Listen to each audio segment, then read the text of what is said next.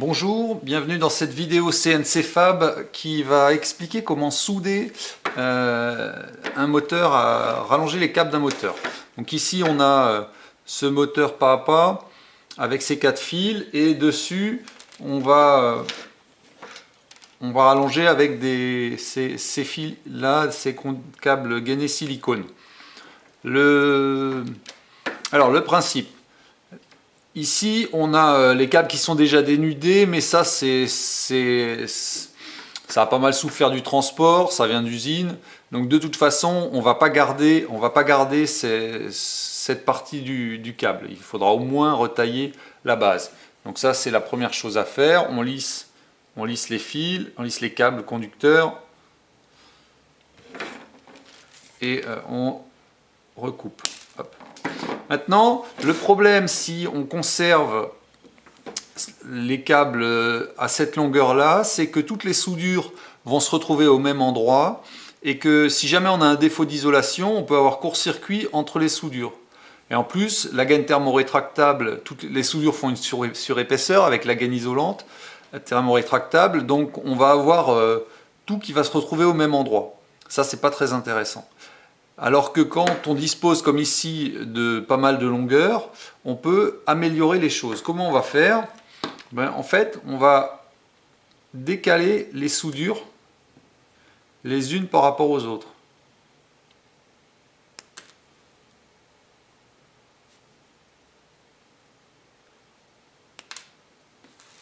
Voilà. Donc là, chaque fil a une longueur différente. Chaque câble a une longueur différente, ce qui fait que même si on avait les soudures sans isolant, on n'aurait pas de court-circuit. Alors, on va dénuder, là je dénude sur 3 à 4 mm.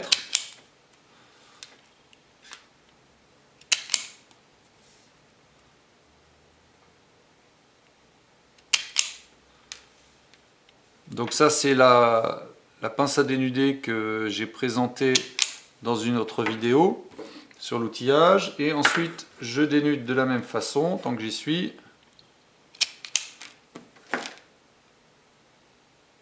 Mes rallonges.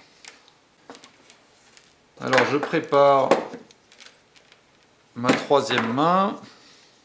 On a deux petites pinces à linge sur un bout de bois, sur un carton, sur ce qu'on veut. J'ai plus besoin de ma pince. Ensuite, il va falloir de la gaine thermorétractable. Donc la gaine thermorétractable, on la coupe avec une pince coupante de bonne qualité ou avec des ciseaux. Voilà, elle a été mal coupée. Voilà. Et on fait des morceaux de 12 mm à peu près. Quelque chose comme ça. Donc là, j'en ai qui sont déjà prêts. Oui, ça fait quoi? Ça fait voilà, entre 12 et 15 mm. 1, 2, 3 et 4. Ceux-là, je les laisse de côté pour le moment. Mon fer à souder est chaud. J'ai de la soudure pour l'électronique de 0,5 mm de diamètre. C'est bien adapté. Et je vais étamer mes fils. C'est quoi étamer? C'est-à-dire que je vais les recouvrir de soudure et je vais attendre suffisamment pour que la soudure rentre par capillarité bien entre les brins. Alors d'abord, j'étame ma panne. Ensuite, je l'essuie un peu.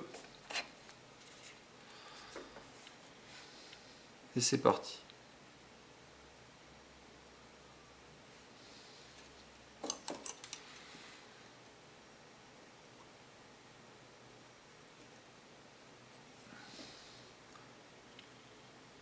Alors, faut pas chauffer trop longtemps non plus sur les moteurs parce que les câbles sont pas c'est pas des câbles qui supportent des grosses élévations de température. Ils sont pas très résistants à la chaleur. L'isolant surtout. Et ensuite, on fait pareil avec les câbles silicone. Alors on peut s'aider, on peut bloquer le câble dans les pinces si on veut. Lui, il peut chauffer beaucoup plus. Je pense faire ici en cause de l'énergie. Voilà. Maintenant, je vais glisser ma gaine thermorétractable sur les fils du moteur. Comme ils sont courbés, elle va tenir tout seul.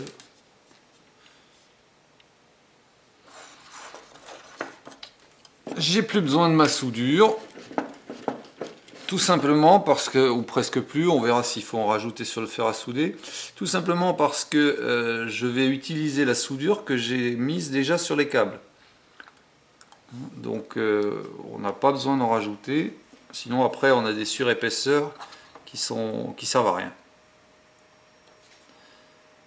Là, je mets mes câbles face à face.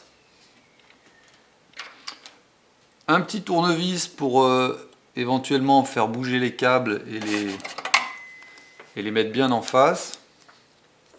Le fer à souder juste pour chauffer et refaire fondre la soudure.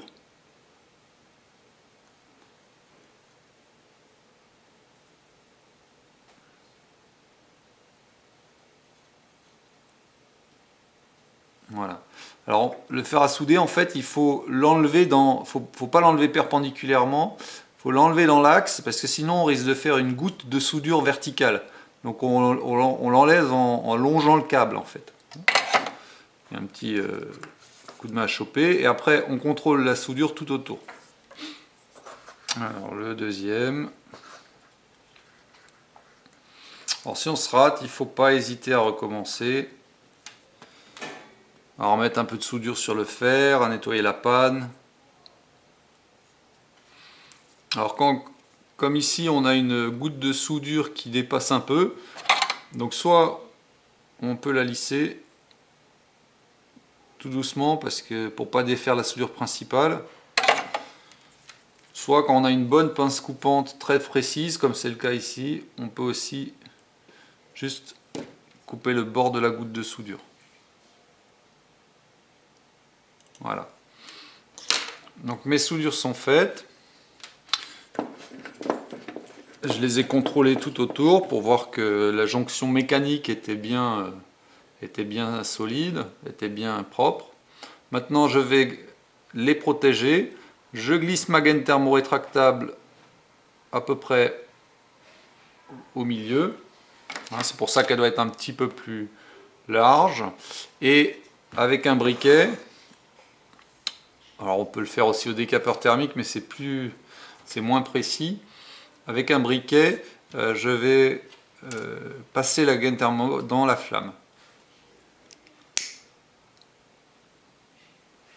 Alors pas trop longtemps parce que il ne faut pas non plus la brûler, mais juste le temps de la rétracter. Les gaines thermorétractables ont une limite au-delà de laquelle elles ne vont plus se rétracter. Donc ça ne sert à rien de forcer comme un malade avec le briquet. Au bout d'un moment, vous allez juste réussir à détériorer les isolants.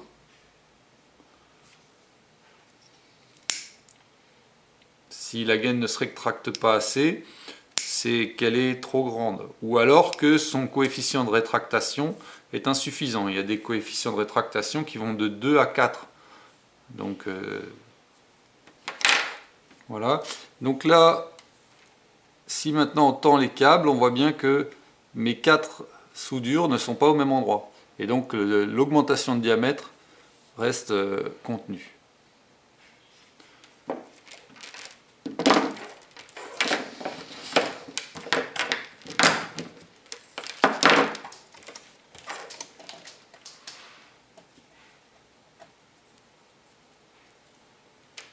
Voilà, c'est terminé pour cette vidéo. J'espère qu'elle vous aura plu. Et je vous dis à bientôt.